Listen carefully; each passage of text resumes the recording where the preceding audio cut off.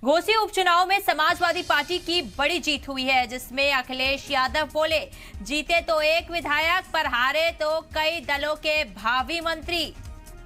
Party की बड़ी जीत। और वहीं समाजवादी पार्टी के उम्मीदवार सुधाकर सिंह जिमनी इंतखाब जीते।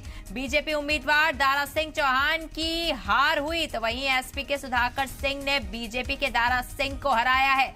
सुधाकर ने 42,672 वोटों के से दारा सिंह को हराया। जीत को लेकर अखिलेश यादव ने कहा कि ये झूठी तशहीर और जुमला जीवियों की शिकस्त है। ये दल बदल घर बदल की सियासत करने वालों की हार है।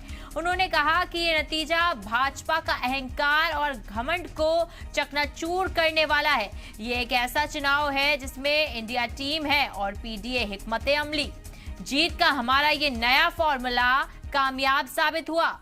घोसी के आवाम को शुक्रिया, सुधाकर सिंह को जीत की मुबारकबाद।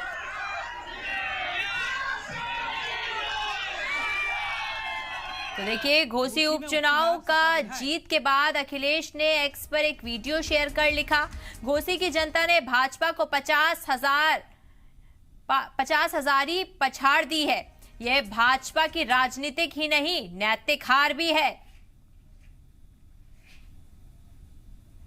साथ लिखा, समाजवादी पार्टी जिंदाबाद।